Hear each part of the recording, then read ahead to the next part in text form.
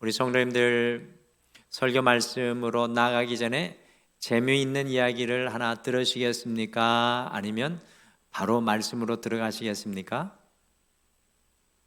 재미있는 말씀을 하나 듣고 싶습니까?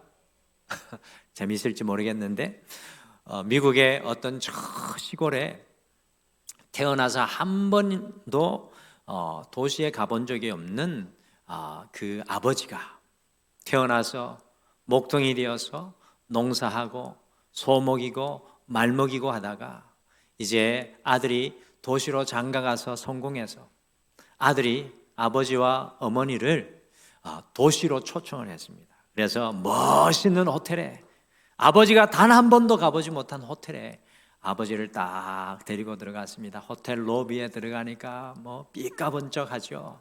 그런데 아버지의 눈을 사로잡은 것이 바로 그 사람들이 그 앞에 서서 뭔가를 누르면 불이 딱 켜지고, 그리고 슬라이딩 도어가 열리고 사람들이 그곳에 올라가면 또 사라지고, 또 불이 반짝하면 문이 다시 열려서 사람들이 나오고 하는 그 장면을 보았습니다. 너무 신기해서 그 한 번도 엘리베이터를 보지 못한 아버지가 엘리베이터에 가까이 가니까 어느 나이가 지극한 할머니가 엘리베이터 그 버튼을 딱 누르니까 슬라이딩 도어가 쫙 열리고 그 할머니가 그 엘리베이터 도어를 딱 타고 올라가서 그 다음에 다시 문이 탁 열리는데 세상에나 20대 아름다운 아가씨가 딱 나타나는 겁니다.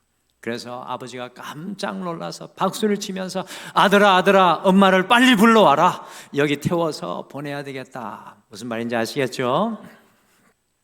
여러분들 신앙생활은 매주 엘리베이터 타는 겁니다. 할렐루야. 노쇠하고 연약하고 흔들리는 내가 그 엘리베이터 타고 내려오면 주님으로 인하여 새 인생이 되는 줄 믿습니다. 우리 앞뒤 좌우분들과 함께 인사하실까요? 주님 안에 새 사람입니다. 같이 인사하시죠. 주님 안에 새 사람입니다. 할렐루야. 좀 오늘 영적인 엘리베이터를 꼭 타셨으면 좋겠습니다.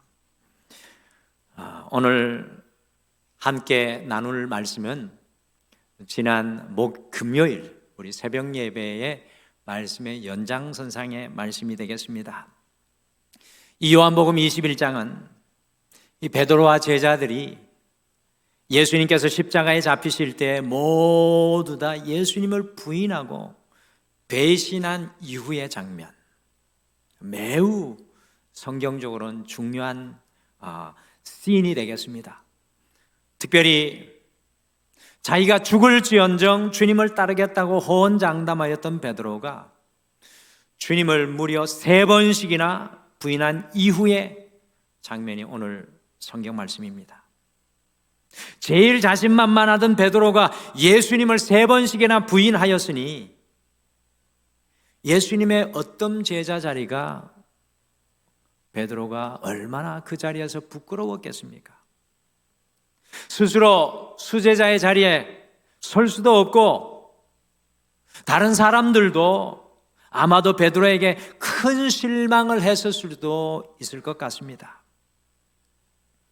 그때 베드로가 오늘 요한복음 21장 3절에서 무엇을 하고 있습니까? 예전에 자신의 직업인 물고기 잡는 어부의 삶으로 돌아가고 있습니다.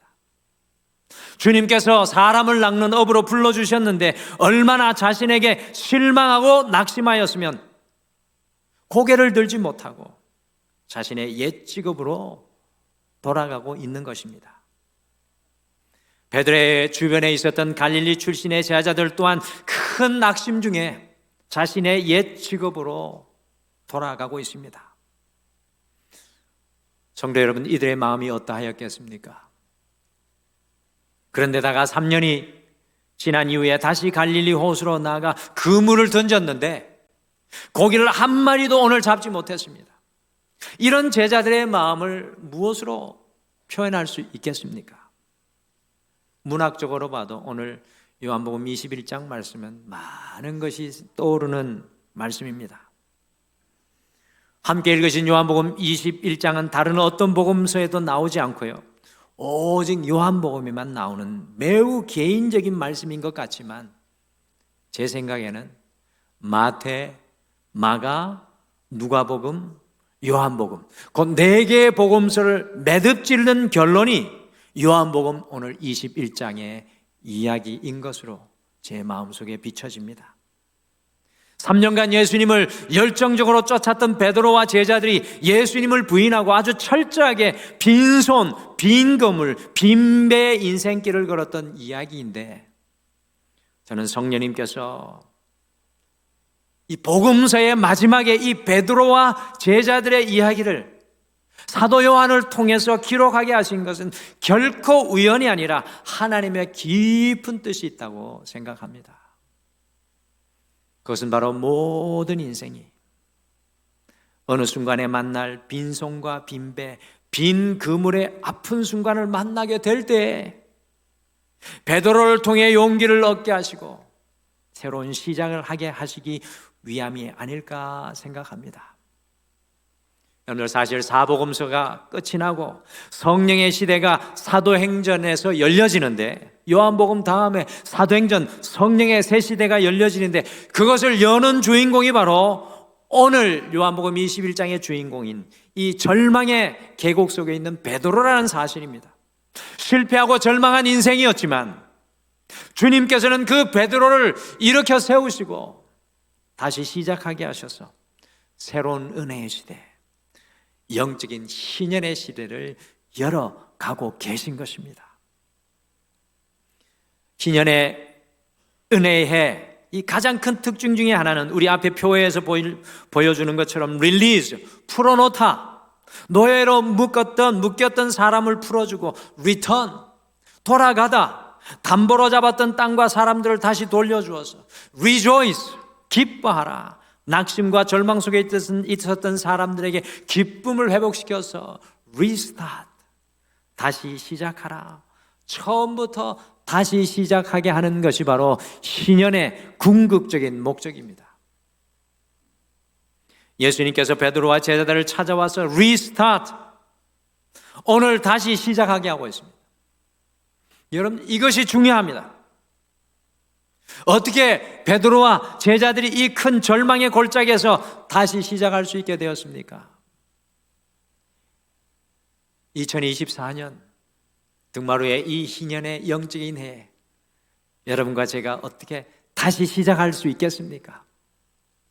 그래서 2024년 우리 희년의 두 번째 주일에 다시 시작하게 하는 은혜라는 제목으로, 이 다시 시작하게 하시는 은혜라는 제목으로, 이 다시 시작하게 하시는 그 은혜, 우리의 인생길에 다시 시작하게 하시는 그 은혜를 우리의 가슴속에 우리가 단단히 품고 삶의 현장에서 우리 모두가 모든 삶의 현장에서 주님과 다시 리스타트, 다시 시작하는 놀라운 은혜가 일어나게 되시기를 간절히 축복합니다.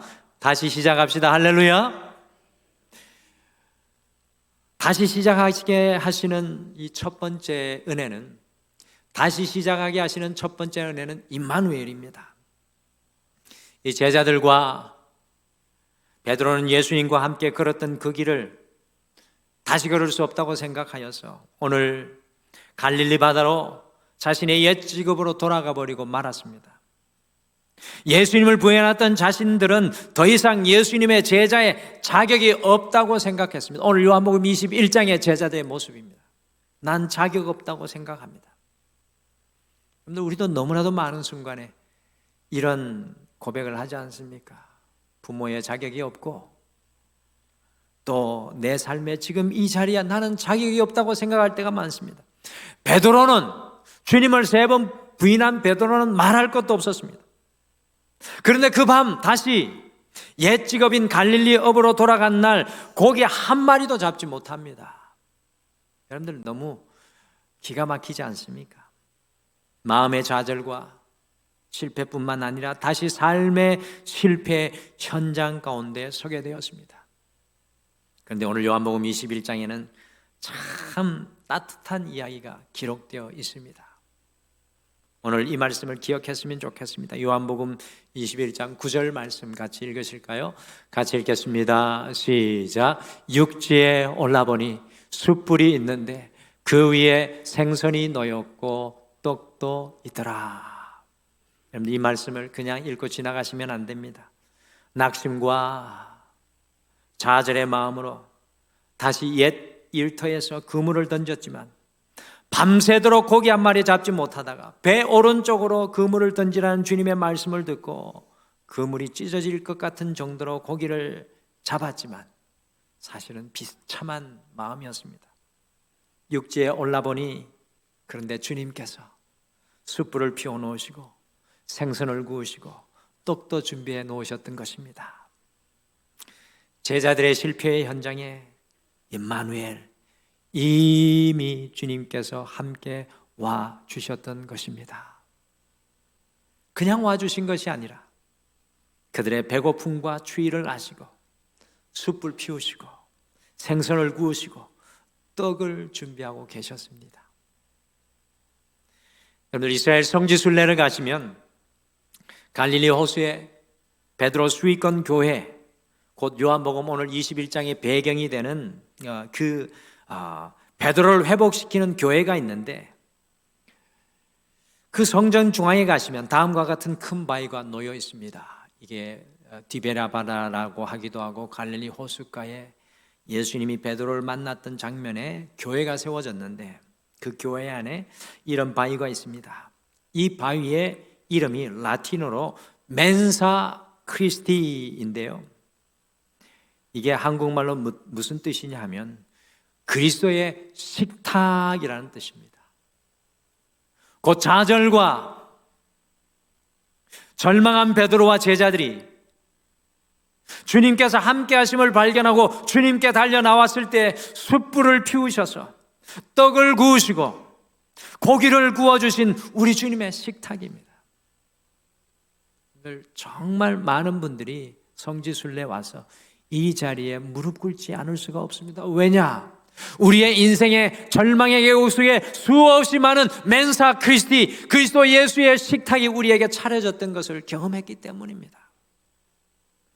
우리의 인생의 절망의 골짜기에는 언제든지 멘사 크리스티, 곧 주님께서 임마누엘 하셔서 우리를 먹으시고 공급하는 주님의 식탁을 차려주십니다. 여러분들, 성경 전체에서 하나님의 백성들은요, 절망의 골짜기에서 반드시 우리 주님의 식탁을 발견하는 은혜를 누렸습니다. 오늘도 우리 사랑하는 새 가족을 하면서 우리 새롭게 우리 가족이 되는 집사님이 이 멘사 크리스티, 주님께서 먹여주시는 식탁을 고백했습니다. 같이 절망의 골짜기에 서 있었던 다윗의 고백을 함께 읽고 마음에 품으실까요? 우리 같이 다윗이 시편 23편에서 바로 원수 앞에서도 상을 차려주시는 그 주님을 고백합니다. 그리고 이렇게 시편 23편 4절은 고백합니다. 같이 읽으시죠. 시작. 내가 사망의 음침한 골짜기로 다닐지라도 해를 두려워하지 않을 것은 주께서 나와 함께 하심이라. 주의 지팡이와 막대기가 나를 안위하시나이다. 아멘. 다음에 포스터가 저를 참으로 감격하게 합니다. 이 포스터는 베드로가 예수님을 바라보고 물 위를 걸어가다가 바람과 파도의 시선을 빼앗겨 물속에 빠졌을 때 주님께서 베드로의 손을 잡으시는 장면입니다. 불신으로 물속에 빠져들어갈 때 손을 내밀어 베드로의 손을 잡으시고 함께 하시는 예수님이십니다. 베드로는 주님의 손을 놓칠 수 있을지라도 예수님은 베드로의 손을 놓치지 않습니다. 사랑하는 성도 여러분, 오늘 제자들이 왜 다시 시작할 수 있었겠습니까? 베드로가 수치와 부끄러움에 옷을 벗고 어떻게 수제자로 다시 시작할 수 있었겠습니까? 그것은 그 실패의 현장에 임마누엘, 우리 주님께서 함께해 주셨기 때문인 줄 믿으시기를 바랍니다. 멘사 크리스티, 그리스도 예수의 식탁이 그들 앞에 차려졌기 때문입니다. 2024년 희년 은혜의 해, 우리의 삶의 모든 현장에서 다시 시작할 수 있는 이유는 주님께서 이미 그곳에 우리와 함께 하시는 임마누엘의 은혜 때문인 줄 믿으시길 간절히 축복합니다.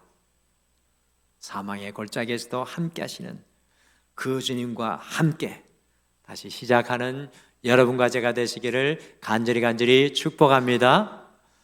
아까 광고 시간에 소개를 시켜드렸어야 되는데 우리 등마루에 새 가족으로 이렇게 등록하신 우리 박선영 지사님이 계십니다. 우리 중국에서 오랜 시간 사시다가 등마루에 2024년 1호로 등록을 하셨습니다. 참 또 뜻깊죠? 우리 박선영 집사님 자리에서 일어나는 것이 부끄럽지만 잠깐 자리에서 일어서 주시면 우리 성도님들이 기도해 주실 줄 믿습니다. 우리 박선영 집사님이고요. 남편은 아직 중국에서 이제 오시고 계십니다. 몇 개월 걸릴지 모르겠습니다. 두 아들들, 멋있는 아들도 있습니다.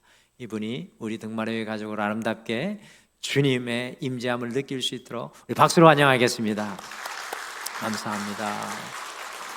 우리 선영 집사님이 멘사 크리스티 주님의 식탁을 얼마나 누리셨는지 간증 듣다가 나왔습니다. 다시 시작하게 하는 두 번째 은혜는 주님의 관심입니다. 주님의 관심.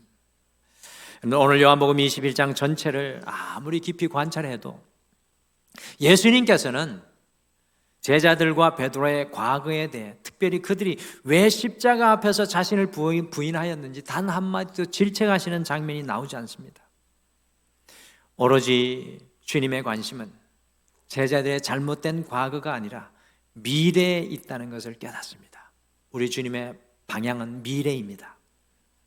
우리는 늘 우리의 잘못된 과거에 묶여 있을 때가 많습니다. 또 다른 사람의 과거의 잘못을 바라볼 때가 많습니다. 과거의 실수와 실패에 머물러 있을 때가 많습니다. 그러나 우리 예수님은 오늘 그들의 과거로 눈을 돌리지 않습니다. 예수님의 관심은 제자들의 미래에 있다는 것입니다. 우리 주님의 관심은 여러분의 미래에 있는 줄 믿으시길 바랍니다. 이것이 바로 우리와 예수님의 가장 큰 차이입니다. 우리의 시작은 늘 과거이지만, 안타깝게도 우리의 시작은 늘 과거이지만 우리 주님의 시작은 미래입니다. 그래서 예수님께서 베드로에게 질문하셨습니다. 우리 같이 요한복음 21장 15절 말씀 다시 같이 읽겠습니다. 시작. 그들이 조반 먹은 후에 예수께서 시몬 베드로에게 이르시되 요한의 아들 시몬아 내가 이 사람들보다 나를 더 사랑하느냐 하시니 이르되 주님 그러하나이다. 내가 주님을 사랑하는 줄 주님께서 아시나이다. 이르시되 내 어린 양을 먹이라 하시고. 아멘. 예수님께서는 특별히 베드로에게 왜 내가 나를 십자가에서 부인하였느냐 질문하지 않으십니다. 예수님께서는 베드로에게 지금 내가 나를 사랑하느냐라고만 질문하고 있습니다. 우리 주님은 과거의 선을 넘어가지 않습니다. 지금 내가 나를 사랑하느냐? 과거를 질문하지 않으시고 현재를 물어보시고 미래를 향해 나아갈 준비를 하게 하십니다. 오늘 가룟 유다와 베드로 두 사람 다 똑같이 예수님을 배반했습니다. 그런데 왜 가룟 유다는 다시 시작하지 못하고 스스로 삶을 포기하는 길을 걸었던 것입니까? 그것은 가룟 유다는요, 예수님께서 우리의 과거가 아니라 지금 현재를 물어보시고 미래를 향해 나아가게 하시는 분이라는 주님의 관심을 알고 깨닫지 못했기 때문입니다. 우리 주님은 반드시 우리의 지금을 물어보시고 우리의 미래로 이끌어 가십니다. 세상은 우리의 과거를 추적합니다. 세상 사람들은 우리의 과거의 흔적을 보고 우리를 판단합니다. 그러나 우리 예수님의 관심은요, 늘 지금 현재의 우리를 바라보시고 미래를 향하게 하시는 줄 믿습니다. 늘 교회 안에서는 그래서 과거가 중요치 않습니다. 지금 이 현재 믿음의 가족이 된 것이 중요하고 우리의 미래를 이끌어 가시는 하나님의 역사가 중요합니다. 그래서 사도 바울이 다음과 같이 놀라운 고백을 합니다. 가슴 뛰는 고백을 합니다. 우리 고린도후서 5장 17절 말씀 같이 읽으실까요? 시작. 그런즉 누구든지 그리스도 안에 있으면 새로운 피조물이라. 이전 것은 지나갔으니 보라 새 것이 되었도다. 할렐루야. 한번 다시 읽으시죠. 시작. 그런즉 누구든지 그리스도 안에 있으면 새로운 피조물이라. 이전 것은 지나갔으니 보라 새 것이 되었도다. 할렐루야. 여러분들 영적인 엘리베이터를 타십시오. 그리스도 예수 안에 있는 엘리베이터를 타시고 그리스도 예수 안에서 새로운 피조물임을 고백하고 선포하십시오. 이전 것은 지나갔으니 보라 새 것이 된 줄 믿습니다. 지금 현재 우리가 그리스도 안에 있으면 우리는 새로운 피조물입니다. 이전 것은 지나고 새 것이 되는 것입니다. 베드로는 과거가 아니라 현재를 물으시고 미래를 바라보게 하시는 주님 앞에서 회개하고 내가 나를 사랑하느냐는 그 주님의 말씀 앞에 회개하고 새로운 피조물로 다시 시작하게 되었습니다. 사랑하는 성도 여러분, 우리가 다시 시작할 수 있는 은혜는 무엇입니까? 주님께서 우리의 과거가 아니라 미래에 관심 있게 있기 때문인 줄 믿으시길 바랍니다. 10대, 20대, 30대, 40대, 50대, 60대, 70대, 아니 90세, 100세가 중요한 것이 아닙니다.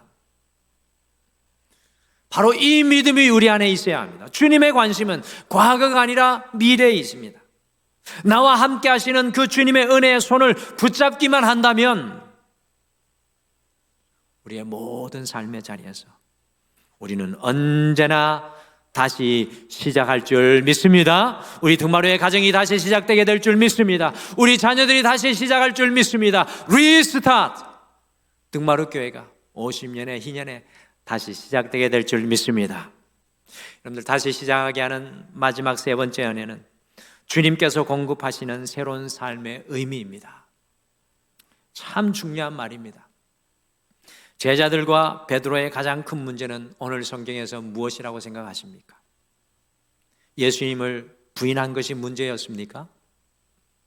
좌절하고 절망한 것이 문제였습니까? 자기의 옛 직업으로 돌아간 것이 문제였습니까?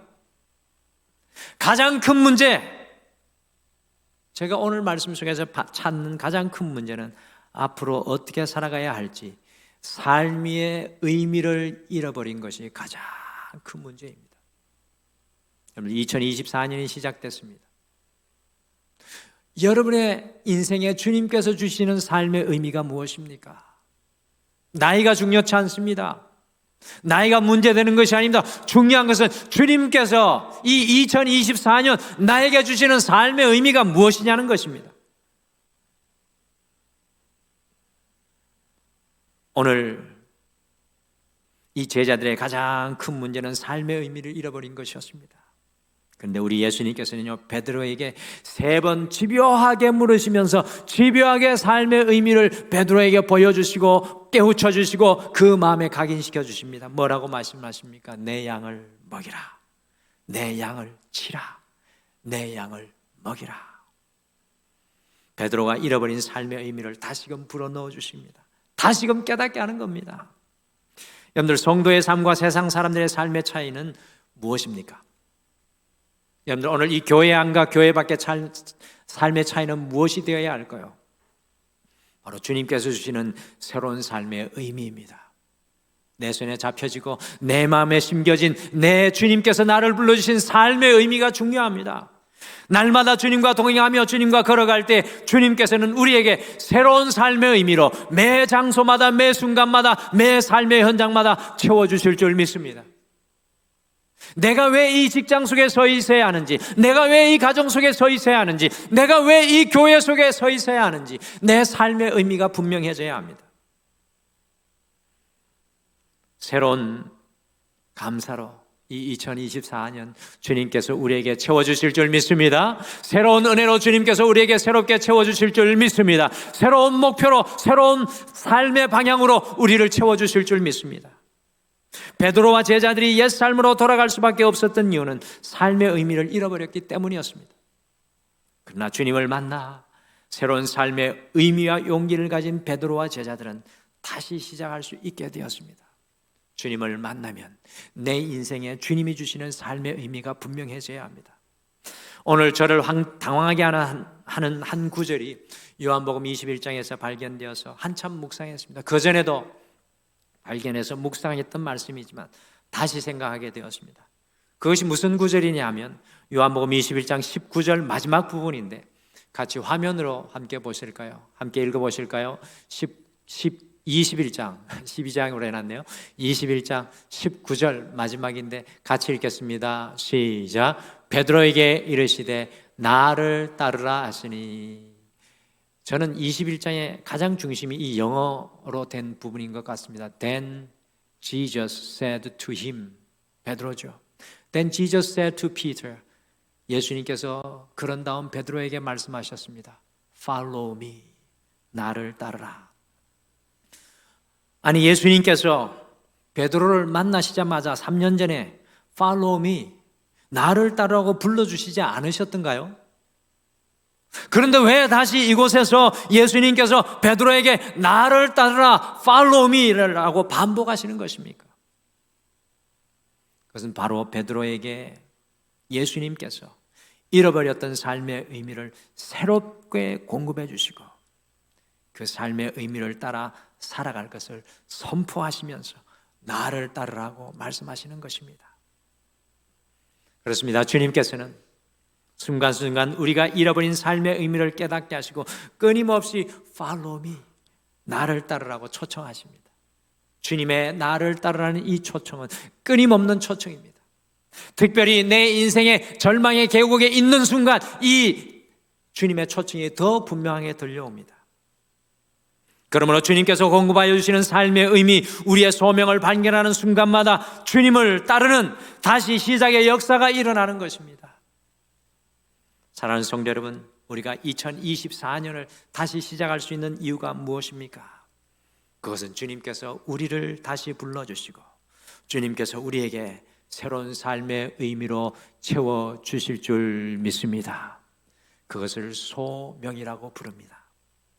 주님께서 내게 주시는 삶의 의미가 있다면 어디에서든지 우리는 주님을 따르며 다시 시작하게 될 줄 믿습니다. 가정 속에 주님이 불러주시는 소명, 주님의 콜링이 그 자리에 있다면 우리의 가정은 여전히 지속될 것이고 우리의 삶의 현장에 주님의 콜링이 있다면 여전히 주님의 놀라운 부르심이 지속될 것이고 이 등마루가 50년이 지났을지라도 여전히 이 교회를 향한 주님의 콜링이 있다면 여전히 50년의 시간이 우리 앞에 흘러갈 것입니다. 베드로와 제자를 통해 이 희년의 은혜인 리스타트, 다시 시작하게 하는 은혜를 우리 마음속에 품습니다. 같이 품으면 좋겠습니다. 여러분들 다시 시작하게 하시는 은혜는 우리와 함께 하시는 임마누엘의 은혜입니다. 여러분들 멘사 크리스티, 절망의 계곡 속에 주님의 식탁을 발견하시고 주님 먹여주시는 그 은혜를 누리십시오. 다시 시작하게 하는 은혜는 우리의 과거가 아니라 미래를 보시는 주님의 관심 때문입니다. 우리 주님의 관심은 지금 여기 미래를 향하여 이끌어가는 것에 있습니다. 다시 시작하게 하는 주님의 은혜는 우리에게 공급하시는 새로운 삶의 의미입니다. 지금 우리를 초청하시는 Follow me, 오늘 2024년 두째 주에 주님께서 우리에게 들려주시는 Follow me, 나를 따르라는 주님의 음성을 들으시고 다시 시작하는 희년의 은혜가 우리 등마루의 모든 가정들 속에, 개인의 삶 속에, 우리의 자녀들 삶 속에 임하기를 간절히 축복합니다. 우리 등마루 교회도 주님을 따라가는 교회가 되기를 소망합니다.